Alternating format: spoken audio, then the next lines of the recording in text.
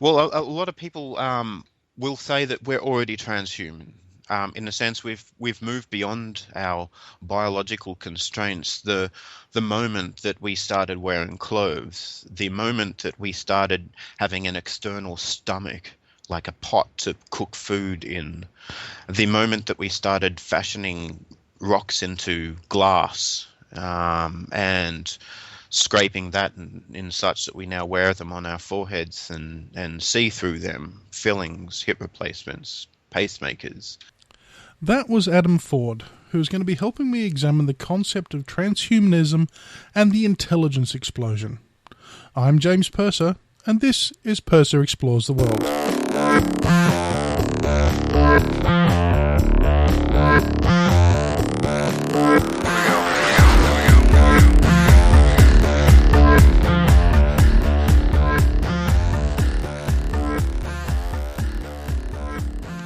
I had two inspirations for this episode.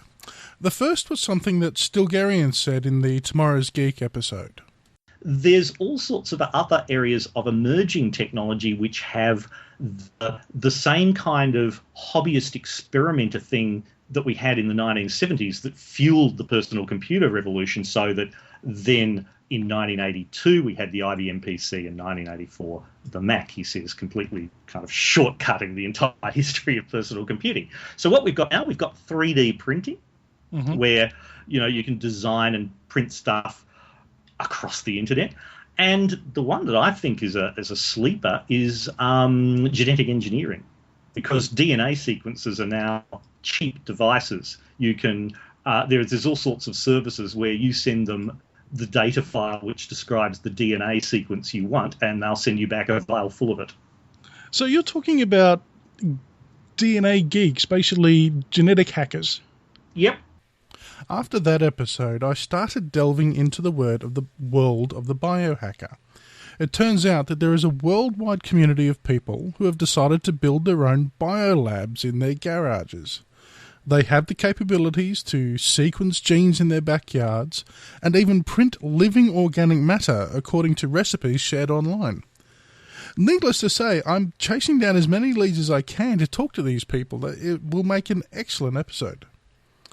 The second event that led to this episode was the news that there is a plan to implant an actual bionic hand that is able to connect directly to the patient's nervous system, allowing the patient to control it in the same way that you or I control our biological hands. As if that wasn't enough, the new prosthetic will be able to transmit sensation to the user. We have the technology, we can rebuild them. With that in mind, I thought I would talk to someone who spent a bit of time thinking about this sort of stuff. Adam Ford fits that bill.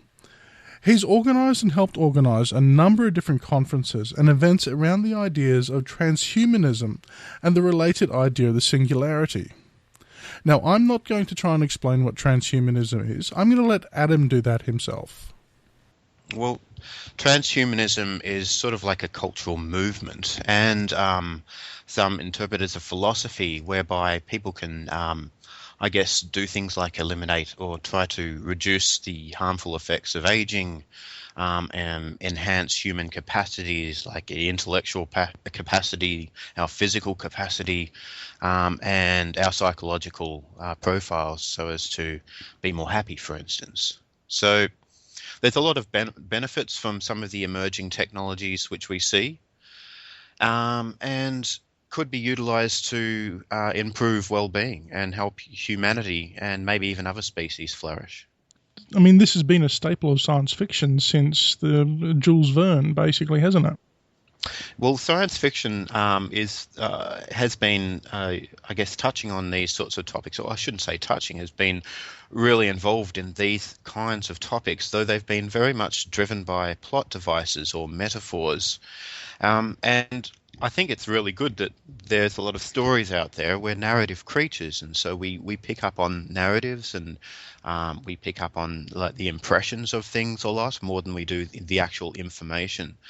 I'd say there's a little bit of a caveat to this, and that is that sometimes with a metaphor or a plot device, it doesn't exactly portray what's really going on. And so I think the idea creating stories and having plot devices and story arcs which help promote the thinking around transhumanism is a great thing. And about the singularity, there's been some fantastic novels out there written. There's been some movies that people are quite well aware of, like The Terminator, for instance. People are aware of that. That's reached mainstream pretty strongly. I don't know anybody who hasn't seen that film. So yeah, I think these are really good additions to the thinking around transhumanism, although not being specific enough. Keeping on the science fiction theme, there's a subgenre of science fiction which is called cyberpunk. Cyberpunk is a central core to transhumanism? Transhumanism is central core to cyberpunk. Well, in as much as people in the cyberpunk that I've read or that I've been exposed to, people do upgrade their capacities. Though, I mean, it's just really that people are having implants and doing some like amazing things with their bodies. There may be an ideology behind the writer's intention for writing the novel. That may not be shared by most transhuman crowds. It depends on the actual cyberpunk. Now, a lot of cyberpunk is kind of dystopic, and I think most transhumanists that I know would not want to live in like a dystopic environment, in a future dystopia. So, I think a lot of transhumanists are hopeful, and a lot of transhumanists are wary about the future. Because there's a lot that could go wrong with technology. That's fine, but it's not like we want to live in a cyberpunk future where people are rebelliously having implants, and there's an overarching government that is suppressing people's right to flourish or to develop their own capacities. Sure. So I'd say that there's some parallels, but yeah. All right, moving away from the science fiction, we have come a long way in terms of developing the technologies upon which transhumanism may be based. The internet is here. We're now creating basic cybernetic replacements for things like hands or eyes. How close? How close are we? Yeah. To transhumanism? Well, a lot of people will say that we're already transhuman. In a sense, we've moved beyond our biological constraints. The moment that we started wearing clothes, the moment that we started having an external stomach, like a pot to cook food in, the moment that we started fashioning rocks into glass, and scraping that in such that we now wear them on our foreheads and see through them, fillings, hip replacements, pacemakers. Yeah, sure.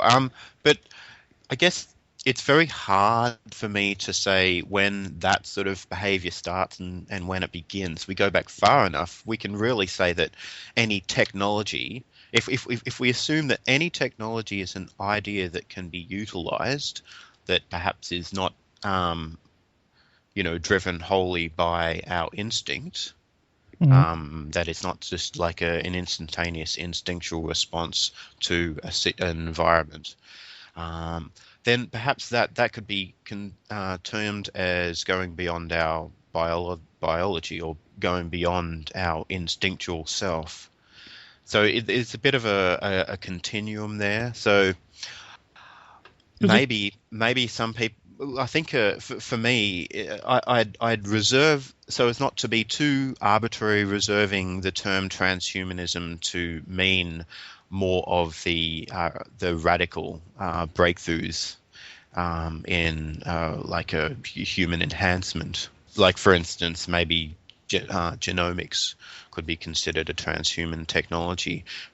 Implants to augment our thinking could be a transhuman technology. Just on your own personal point of view, I mean, you said that some people consider anything transhuman is anything that is beyond man the animal. I think is probably a good way to describe it. Man the instinctual beast. But terms of the culture, in terms of the acceptance of technology and the extension, that intelligence development, do you think we're getting closer to this thing called the singularity than further away? Well, the singularity, the term singularity, is a metaphor. Mm-hmm. And I like metaphors because they help people connect ideas. Now, people find it really difficult to actually harvest all the information in when you're listening to a narrative, or when you're listening to a piece of information. People walk away with an impression more than they do the information. And so the singularity is a metaphor borrowed from physics, meaning that it's very hard to see beyond an event horizon, because that's where light gets sucked into a black hole and it doesn't escape, and we can't see because there's no light there.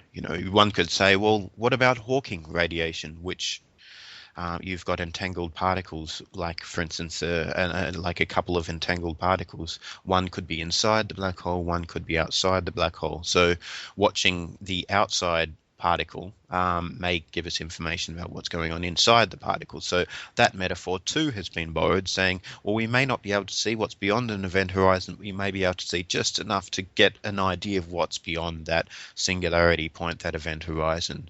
And so the term but really what we're looking at is an intelligence explosion, as expounded by I.J. Good, and that is really just the intelligence, the idea that an intelligence can pod on its own intelligence and get smarter and smarter, optimize itself, in such as optimize its own algorithms for intelligence, or harvest more resources to apply brute force search to its own intelligence.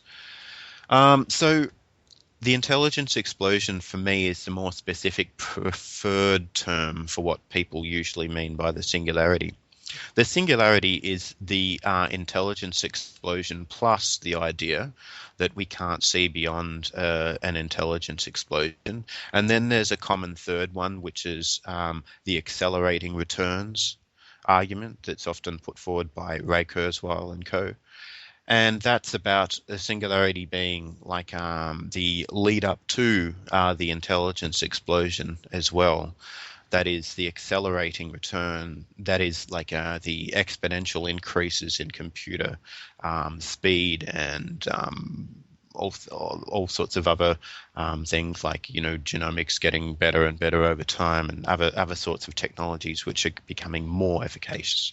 So that's saying, in that argument, it's saying like the exponential increase in technology before an intelligence explosion and the intelligence explosion. So if we wanted to take Occam's razor to the argument, the intelligence explosion would be the simplest version that doesn't require there to be an exponential increase in technological change beforehand, that doesn't require there to be it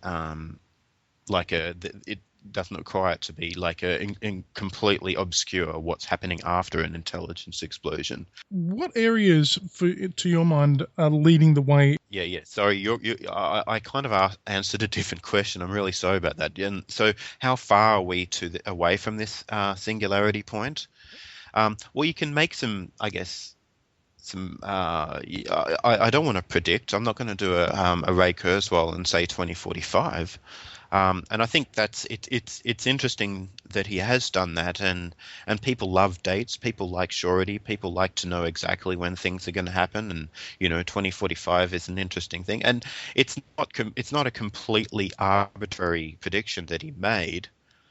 He based that prediction on his observations in watching the growth of technology. So I'd say that if a singularity is possible, I'd say it's 10% likely to happen in the next 10 to 12 years, maybe 50 to 60 to 70% likely this century, and then 30%, maybe 20% likely in the century or so after, and then 10% likely either not to happen or to happen beyond the next 250 years or 270 years. Look, if you were to really pry me on why I make those estimates, A lot of it would be hand waving. A lot of it, I haven't really gone through every single calculation there and verified it. So, yeah, the main point is that I've got wide confidence intervals in as to when a singularity may happen. You talk about an intelligence explosion. Now, what exactly is that? What would it like in our day-to-day life? What would an intelligence explosion mean to our day-to-day life? Well, I do agree with the idea that it's very hard to know what an intelligent entity that's not only smarter than us, but maybe completely architecturally different from us would look like. And so I do buy into the idea of like there being a form of an event horizon there or a singularity. I'd make some assumptions that it would be very different. If it was a friendly intelligence that resulted, then maybe some of the suffering that is prevalent in the world would sort of disappear, I guess, in a sense. Well, not just disappear magically. It wouldn't just sort of like, okay, spring disappear, I guess. But it's hard for me to say. What would it be like after an intelligence explosion? I've often thought and then disagreed with myself on the subject. I keep on changing my mind. The world would be transformed. So let's just take some simple technologies that we may know about today. Okay, medicine. We know that medicine has done amazing things in the last 200 years, and so people might live extremely long lives. They might have indefinite lifespans through rejuvenation forms of technology. But then again, we may not be inhabiting the same biological substrates like the meat bags that we're walking around in today. Maybe there'd be more advanced substrates that would be more conducive to happier, healthier, more lives full of more enflourishment, I guess, if I can use that funny term. So yeah, it's maybe we'd upload onto an optimized form of substrate or download onto it. John Smart has spoken about stem compression, whereby instead of like expanding out into the universe and there being large megastructures like Dyson spheres or Matryoshka brains and huge giant spaceships, floating around the universe with like sort of meaty looking aliens with black eyes looking outside through windows. Maybe we'll be going down and getting smaller and smaller because things happen faster and faster on the nanoscale and beyond. The communication is a lot faster. So, and we just don't know how far we can actually go. We can go down. I mean, there's the Planck scale, but that we don't really know much about that. There could be there could be granular aspects of like the of matter that we haven't even seen. It's very hard to know what we'll discover tomorrow, or what an advanced AI that's architecturally different in mind design than us, and also a lot more intelligent than us, would be able to optimize and achieve and discover and invent in this universe. Who knows? With the changes that this intelligent explosion will bring about, where do you see the human condition? I mean, we talk about transhuman, moving from the basic biology to something more, but what about what makes us human in the first place? That thing that isn't just instinct, it's the thought processes, it's the person, it's the mind. What would happen with that? Well, I mean, the term human and humanity is very much a construct that we've created. It's a social construct. Now, humanity, I don't think natural selection is really aware of human or humanity. I don't think nature's aware of these sorts of things. But if we step away from a particular snapshot of what we think humanity is today, what will it mean for humanity in the future? Well, let's look at the past. Humanity has come a long way in a sense. Our biology has come a long way since 3 billion years ago, or however long it is, and since life originated on Earth or wherever it originated. But it's a different sort of progress that we're looking at now. And so if we're going to look at how we've evolved, and if we use that sort of Darwinistic nearest neighbor search algorithm, unintelligent search, it's not particularly optimized except for the first selection of pressures. It's kind of like climbing Mount Improbable today. We've already climbed that through, I guess, natural selection. We're sitting atop this mountain in this vast landscape of possible life forms. Now, we have intelligence, and we can sort of create this landscape and model it in our mind and make judgments and try and optimize the surrounding for our own benefit. We can look at other possible peaks in the landscape. We may be able to fly over to them. We may be able to make huge leaps and strides in our development. So it's kind of different the way that like we've evolved. It's evolution isn't going to be the same in the future as what it has in the past. Okay, now you've got a couple of events. Well, you've got at least one event coming up in the next week or so. You want to have a little quick chat about that?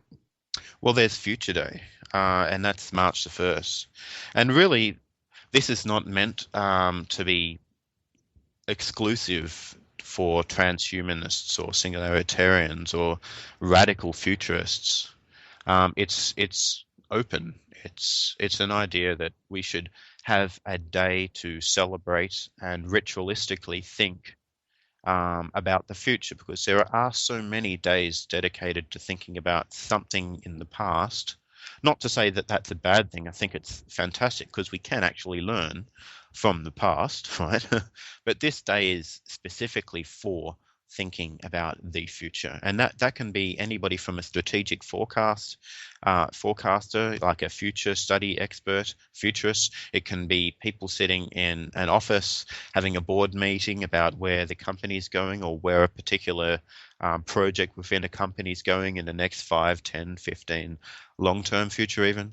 So that's one thing. We do encourage people to think long-term and not just the nearest financial horizon, whether that be 2 or 4 years. And so that's an encouragement that we'd like to make with Future Day.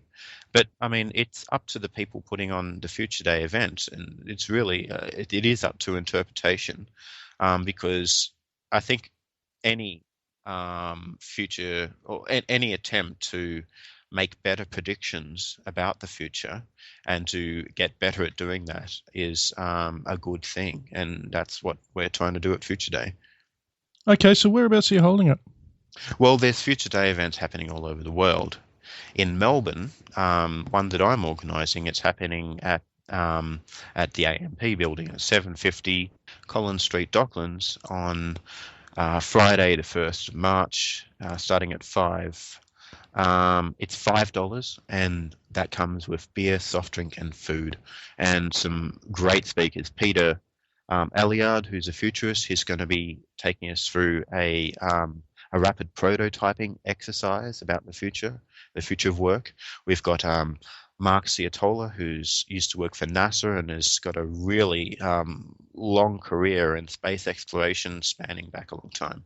And he's going to be talking about the future of space exploration. We've got James Newton-Thomas, a field roboticist, and he'll be talking about the automation and the future of work. So, yeah, we've got some interesting topics that are going to, I think, excite the limited amount of crowd we have. There's only actually 35 places because the room is small.